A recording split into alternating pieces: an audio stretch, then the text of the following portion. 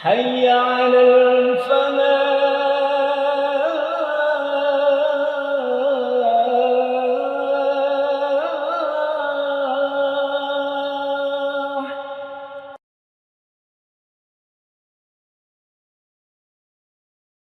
Bismillahirrahmanirrahim. Assalamualaikum warahmatullahi wabarakatuh.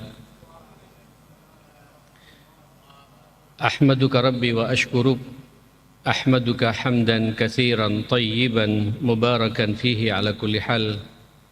Hamdan yuwafi ni'amahu wa yukafi'u mazidah. Ya Rabbana lakal hamdu wa lakas syukru kama yanbaghi li jalali wajhika wa azimi sultanik. La ilaha illa anta subhanaka inna kunna minadh zalimin. La ilaha illa ant subhanaka la nuhsi thana'an anta kama athnaita ala nafsik. Falakal hamdu hatta tarda, falakal hamdu idha radit. Wa ashhadu an la ilaha illallah wahdahu la syarika lah, wa ashhadu anna nabiyana wa imamana wa qurrata a'yunina Muhammadan abduhu wa rasuluh arsalahu Allahu rahmatan lil alamin. Allahumma salli wa sallim wa barik ala hadha an-nabiyyil karim wa ala alihi wa sahabatihi wa man sara ala nahjihi wa taba'a sunnatahu ila yaumiddin. Ya ayyuhalladzina amanu taqullaha haqqa tuqatih wa la tamutunna illa wa antum muslimun. Rabbi shrah li sadri wa yassir li amri wahlul 'uqdatan min lisani yafqahu qawli, amma ba'd.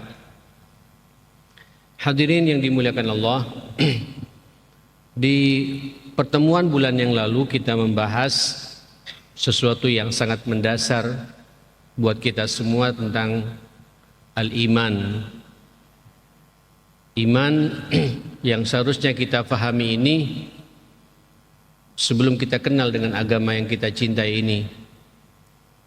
Iman ini pula dakwah utama Rasulullah sallallahu alaihi wasallam. Kalau jenengan mau menelaah sedikit, mendalami, merenungi, itu 13 tahun pertama yang kita kenal dengan dakwah Makkiyah, dakwah yang Nabi berada di Mekah pada waktu itu semua dakwahnya berisi masalah akidah, masalah iman. Karena ini merupakan fondasi dari kehidupan kita semua. Jamaah sekalian, di Mekah itulah selama 13 tahun tidak ada satu syariat pun yang turun kepada Rasulullah, kecuali hanya satu syariat. Itu pun ketika ujian betul-betul memuncak, berbagai macam tantangan, ya, musibah, intimidasi, beberapa sahabat sudah dibunuh, dan percobaan untuk membunuh Rasul tidak sekali dua kali menimpa kepada Nabi sallallahu alaihi wasallam. Maka turunlah syariat yang insyaallah kita semua faham. Satu-satunya syariat yang turun di tahapan dakwah Mekah itu adalah as-salah. Itu pun as-salah, kalau jenengan merenungi, menikmati apa yang sudah kita lakukan tadi salat maghrib ini, itu sentuhan imannya sangat luar biasa. Dimulai salat itu dengan takbir Allahu Akbar, tauhid, Pak, itulah iman. Kemudian kita mulai dengan doa iftitah, pengakuan akan kelemahan kita. Inna salati wa nusuki wa mahyaya wa mamati lillahi rabbil alamin, itu juga iman. Setelah itu kita muqaddimah dengan suratul Fatihah, Ummul Kitab, induknya, ibunya Al-Quran ini, yaitu Al-Fatihah, kita baca. Iman juga, jamaah sekalian, dan begitu seterusnya. Ruku itu bukti kalau kita punya iman, sujud itu bukti pula kalau kita punya iman, dan begitu seterusnya. Inilah satu-satunya syariat yang turun di 13 tahun pertama dakwah Rasulullah di Mekah. Yang lainnya bagaimana Nabi menanamkan iman kepada para sahabat.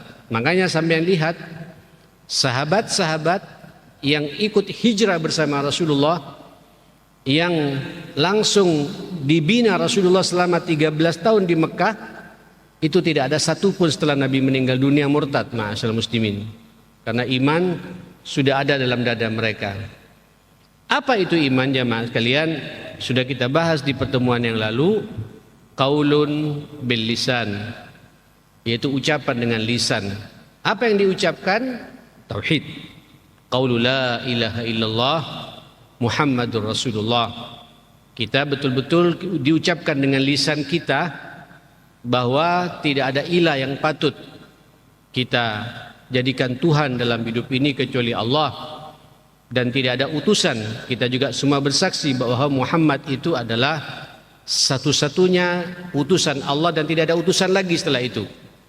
Ini iman, Pak, diucapkan dengan lisan kita yang berangkat wa'tiqadun bil jinan, karena berangkat dari keyakinan dari hati kita yang paling dalam bahwa tidak ada ilah, tidak ada yang patut saya cintai dalam hidup ini, tidak ada yang patut saya takuti dalam hidup ini, tidak ada tempat saya bersandar dalam hidup ini kecuali rasa cinta saya hanya cinta kepada Allah. Rasa takut saya dalam hidup ini, saya hanya takut kepada Allah. Rasa ketergantungan kita dalam hidup ini, saya bergantung, memasrahkan diri dan bertawakal hanya kepada Allah Subhanahu wa taala. Ini Pak keyakinan dalam hati yang kemudian kita ucapkan dengan kalimat tauhid, la ilaha illallah Muhammadur Rasulullah. Nah, yang paling penting ma'asyar muslimin, kata para ulama, bukti dari semua itu kita siap diatur oleh Allah. Kita siap diatur oleh Rasulullah sallallahu alaihi wasallam dalam semua lini kehidupan kita. Makanya pemahaman yang ketiga apa iman itu, wa amalun bil arkan, dibuktikan dengan amal perbuatan di lapangan bahwa amal perbuatannya selaras dengan perintah Allah. Apakah itu amal ibadah kepada Allah, amal menghidupkan sunnah Nabi, muamalah kita, akhlak kita, sikap kita, diamnya kita dan lain sebagainya, itu mencerminkan bahwa kita punya iman, mencerminkan bahwa kita adalah umatnya Rasulullah, memiliki iman yang kuat, jemaah sekalian.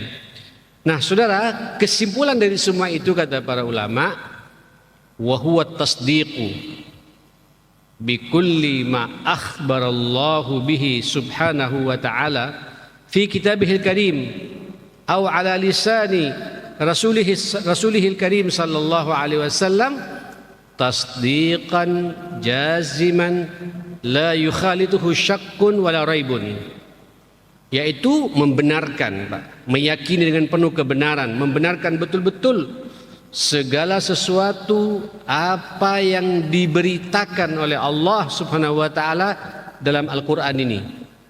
Jadi orang beriman ini jamaah sekalian, Pak, siap diatur oleh kitab suci ini, ma'asyar muslimin. Orang beriman ini jamaah sekalian, setiap langkah-langkahnya, sikapnya, omongannya, tutur katanya, muamalahnya berlandaskan Alkitab ini.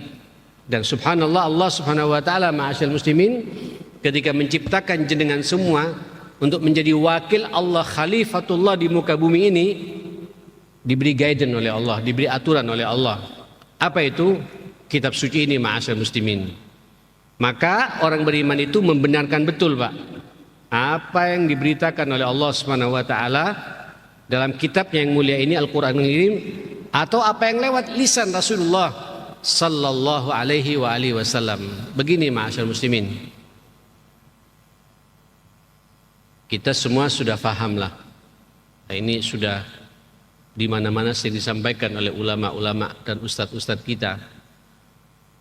Kalau kita ingin tidak sesat hidup ini, kalau kita ingin hidup kita ini bahagia dunia akhirat, berpeganglah, Pak, dengan dua nasihat Nabi yang beliau mengatakan, taraktu fikum amrain, aku meninggalkan kepada kalian dua perkara besar, lan tadillu ba'di abada, sekali-kali kalian tidak akan sesat selama-lamanya kalau berpegang teguh dengan dua perisai ini, dua perkara ini, dua perkara besar ini. Apa itu? Kitabullah, kitab Allah ini, Pak, Al-Quran. Kitabullah, ini iman, Pak. Kitabullah, makanya juga dalam rukun iman itu Al-Quran juga diletakkan Pak pada posisi rukun iman yang ketiga. Iman billah, iman bil malaika, iman bil kutub. Dengan kitab ini jemaah sekalian. Tapi mohon maaf, kita mustahil akan bisa memahami Al-Quran dengan benar kalau kita tidak melihat bagaimana contoh realnya Pak mengamalkan ini. Siapa itu? Rasulullah sallallahu alaihi wasallam. Maka Nabi mengatakan kitabullah wa sunnati, kitab Allah dan sunnahku kata Nabi sallallahu alaihi wasallam. Saudara, orang beriman itu jamaah sekalian, setiap ada masalah dalam hidupnya, selalu Pak pertanyaannya, rujukan utamanya bagaimana solusinya menurut Al-Quran.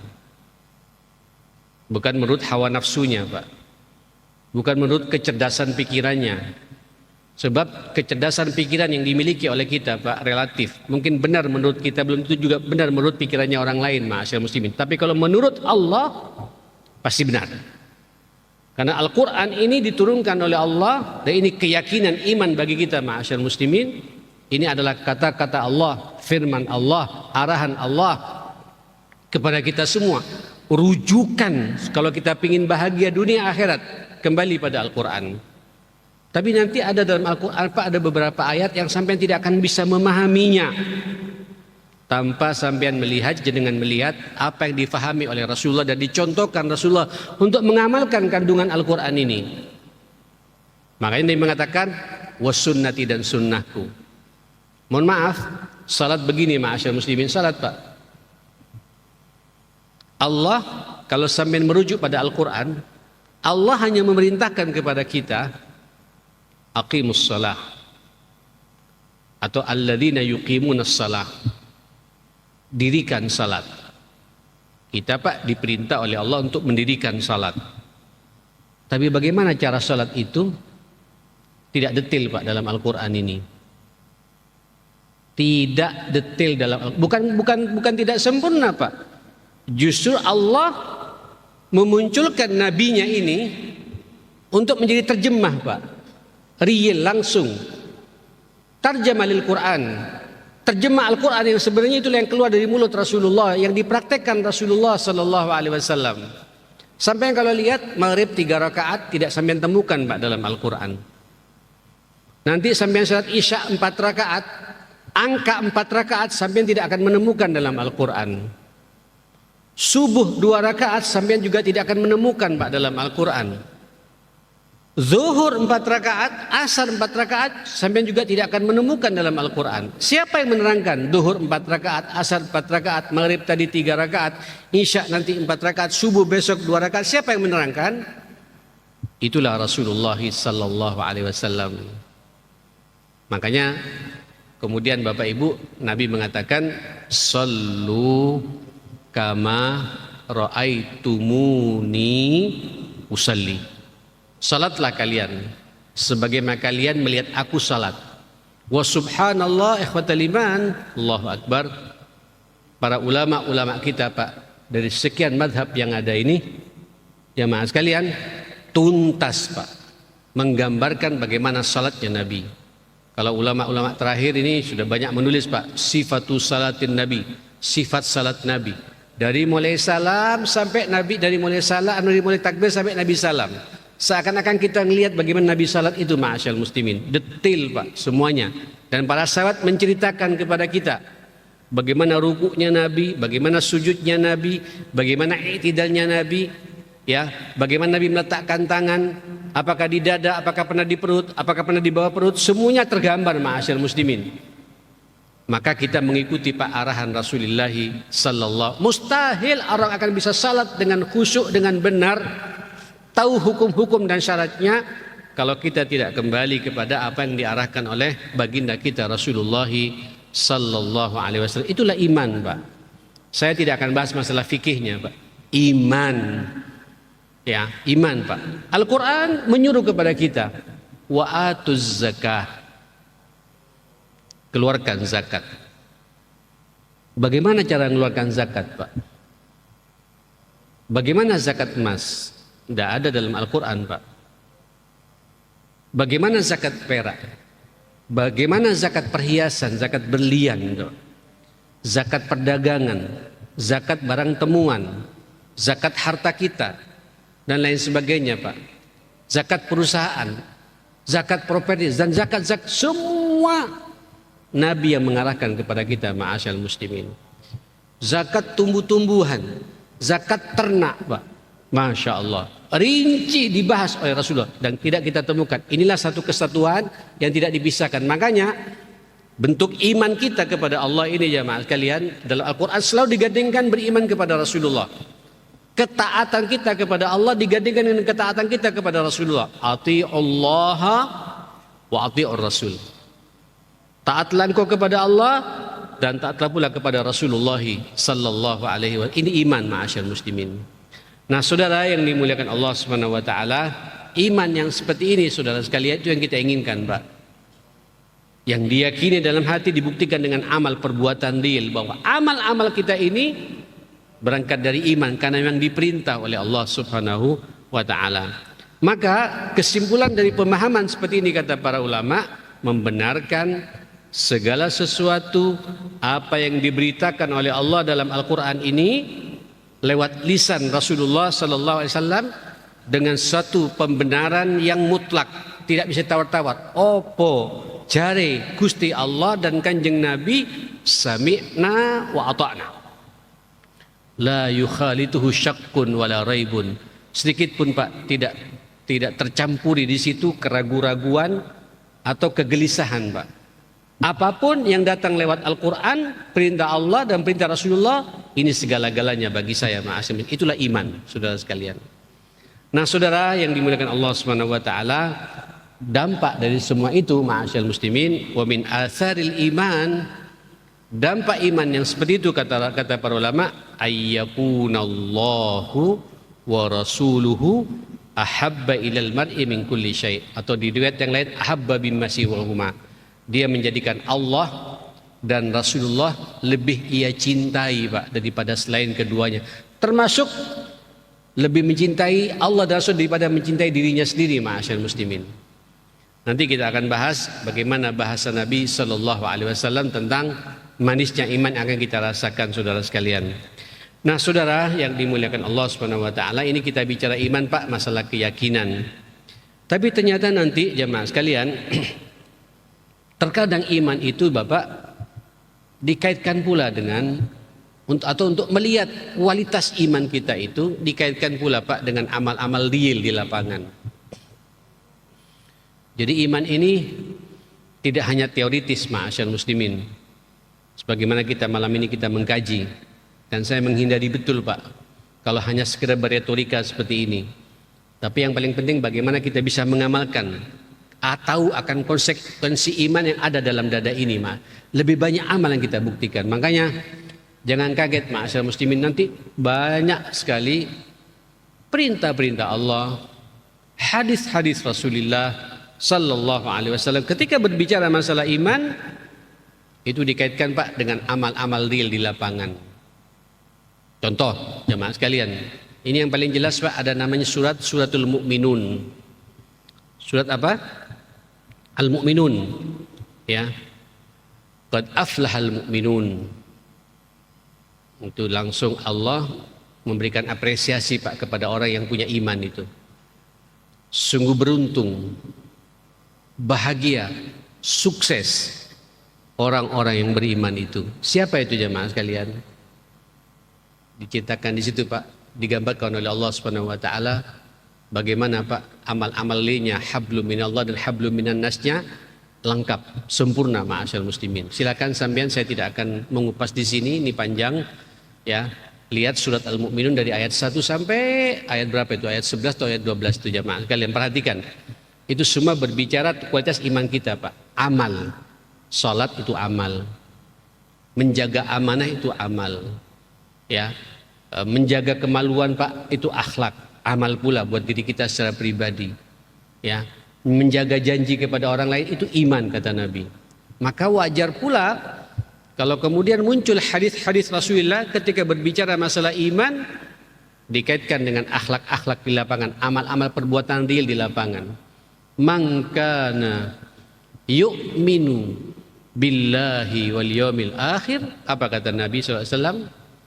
Maka barang siapa beriman kepada Allah, beriman Pak, beriman, ada iman kepada Allah, wal yawmil akhir, dan punya orientasi akhirat. Saya nanti tidak lama di dunia, saya akan mati, di akhirat saya ingin masuk surganya Allah. Ini kan iman Pak.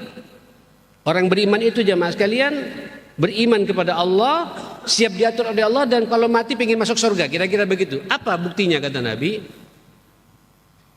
Beliau mengatakan, falyakul khairan, berkata-katalah yang baik. Kalau tidak bisa, liyaskut, diam. Berkata yang baik, bukti kalau orang itu punya iman Pak.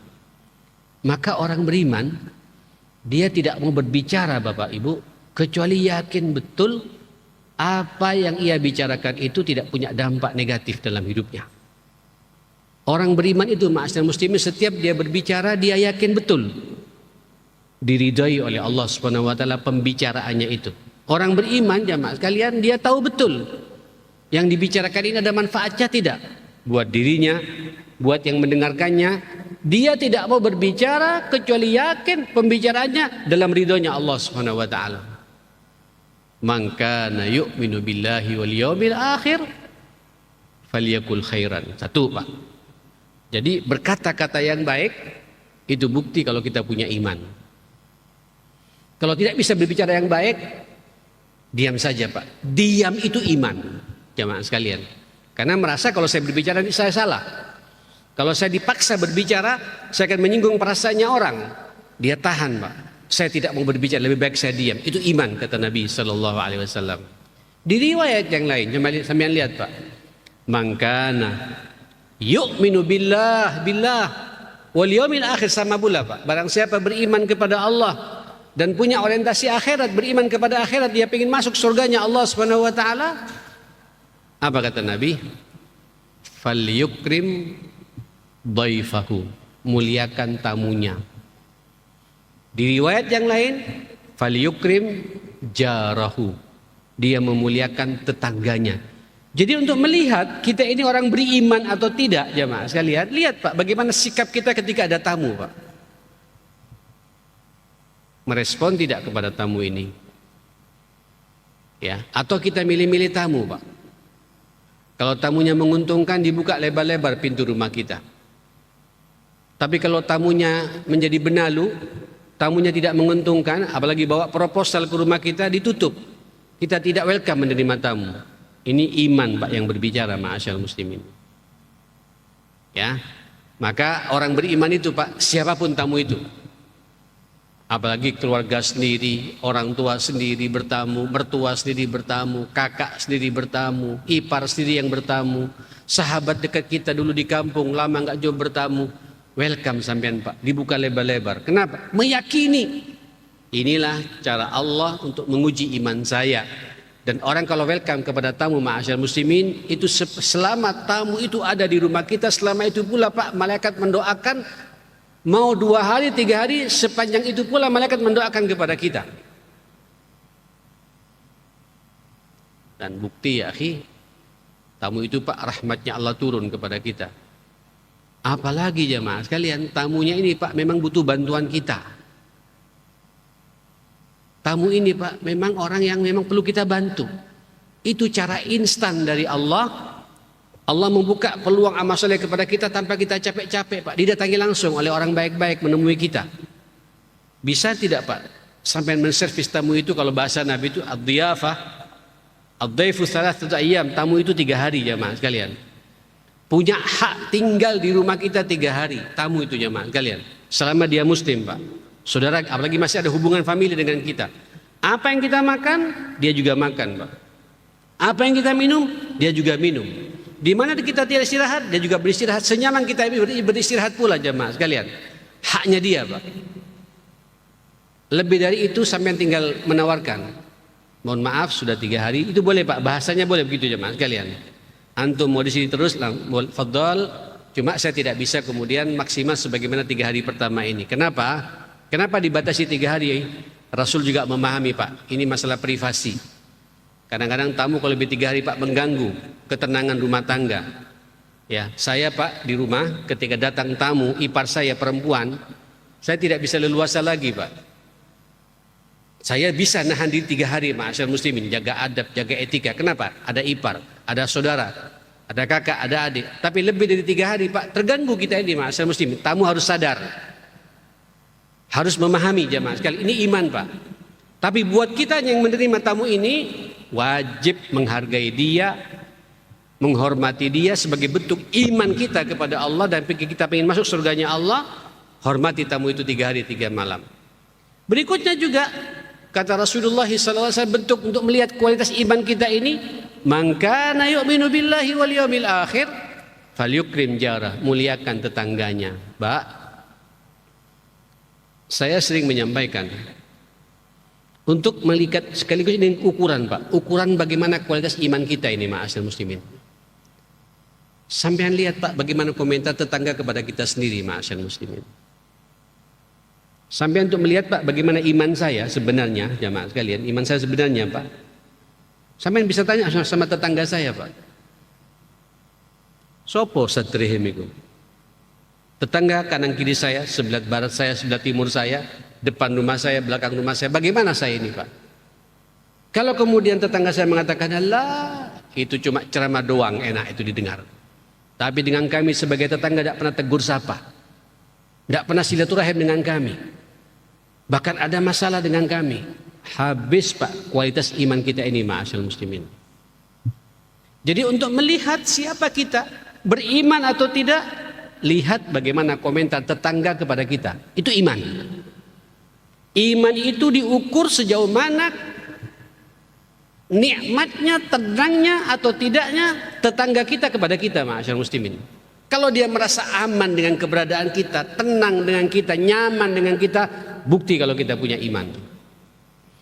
Sampai Rasulullah itu mengingatkan ya kepada, khususnya kepada ibu-ibu ya yang mendengarkan kajian saya pada malam hari ini, para pemirsa dimanapun berada yang mengikuti kajian live pada malam ini, hati-hati loh ya, jangan menganggap remeh Pak, ringan hidup bertetangga ini ma'asyar muslimin. Ya nisa al-mu'minat, kata Nabi, wahai para wanita muslimah, para wanita mukminah, wahai sahabat-sahabatku yang perempuan, kata Nabi, la tahqiranna jaratun li jaratiha. Hati-hati ya, jangan meremehkan tetangganya. Jangan meremehkan tetangga, kata Nabi. Walau firsi nasyah, walaupun kau ngasih hadiah, apa firsi nasyah ini Pak? Sepotong kaki kambing. Kalau sekarang mungkin kikil Pak ya, kikil kambing. Dulu masyarakat Arab di zaman Nabi Pak tidak makan kikil kambing itu Pak. Tapi sekarang jadi makanan berkelas ya. Ya, satu mangkok sekarang 60.000 Pak. Ya, yang sop punya isinya tiga potong kikil tuh. Kalau pas cara masaknya pas tuh memang enak. Kasih jeruk nipis, lemon jamaah sekalian, pas itu Pak. Sambelnya nendang, nyambung jamaah sekalian. Itu kikil. Kalau di Arab sekarang namanya al-magadim. Ya, kikil apa sop kikil kambing jamaah sekalian. Sekarang juga ada sop kikil sapi juga jamaah sekalian. Itu dua gak dimakan Pak. Yang makan itu hanya orang-orang, mohon maaf, orang-orang secara ekonomi rendah jamaah sekalian, orang-orang miskin. Yang baru kemudian dia membuat itu. Tidak ada yang dimakan lagi, hanya kambing dibuat sop. Andai kata ada orang ngasih itu, kata Nabi, dia masak itu, jangan lupa dengan tetangganya. Mungkin dalam konteks kita Pak, dalam konteks kita, ketika ibu kita, istri kita masak Pak, sampai Nabi mengatakan, lebihkan kuahnya. Ingat tetanggamu itu. Apalagi makanan kita yang dimasak di rumah Pak, kedengaran baunya oleh tetangga, dia punya hak Pak untuk mencicipi makanan kita. Tawarkan jamaah sekalian. Mungkin kalau sekarang Pak, walaupun 2-3 biji ikan teri ma'asyar muslimin, atau sekerat sepotong tempe dan tahu jamaah sekalian, tawarkan Pak. Hatta sampai yang tinggal di tempat-tempat perumahan yang agak berkelas jamaah sekalian. Kadang-kadang Pak orang-orang berkelas sudah bosan Pak makan steak, ya, makan burger, makan ini, makan itu segala macam. Sudah bosan Pak makan nasi kambing mandi. Dia kadang-kadang melihat nasi jagung, ya, kemudian kuahnya kuah bening, ikannya ikan teri, ikan asin jamaah sekalian, dengan sambal yang nendang, ada terasinya segala macam. dia merasa bahagia, tawarkan ma'asyar muslimin, dan itu mempererat hubungan di antara kita, mempererat persaudaraan di antara kita. Itulah iman, kata Nabi sallallahu alaihi wasallam. Tawarkan. Jangan menganggap enteng ya, kalian ngasih hadiah yang sederhana kepada tetanggamu, mungkin dia ini itu yang disukai oleh mereka. Tidak boleh nafsi-nafsi Pak kita dengan tetangga ini, Mas. Sapa Pak. Kalau sudah satu bulan tidak ada komunikasi, kita yang memulai komunikasi dengan mereka ini, ma'asyar muslimin. Apalagi tetangga kita masih ada hubungan kekerabatan, seiman, seakidah. Wah, itu lebih dahsyat lagi untuk kita perhatikan. Hatta dengan tetangga non-muslim sekalipun, Pak.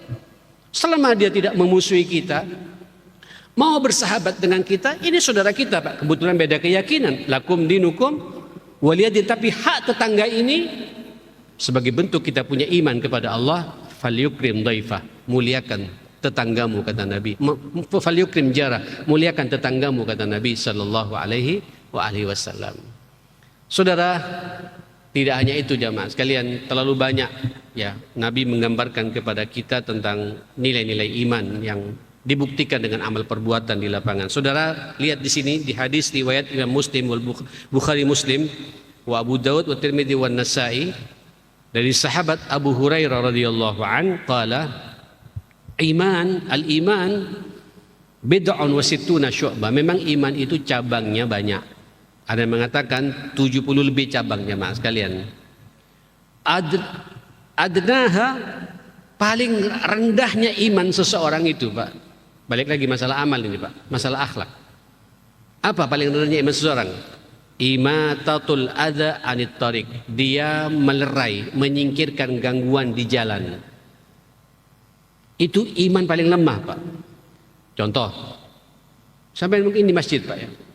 Tiba-tiba di masjid ini, Pak, mohon maaf, karena Al-Falah ini baru saja mengadakan acara, mungkin acara parenting atau tabligh akbar. Di sini ada spanduk, Pak. Panitia lupa, Pak. Bukan lupa, mungkin ada yang terjatuh, ada paku pentul yang jatuh, Pak. Dia tidak sadar. Terus sampean melihat, Pak.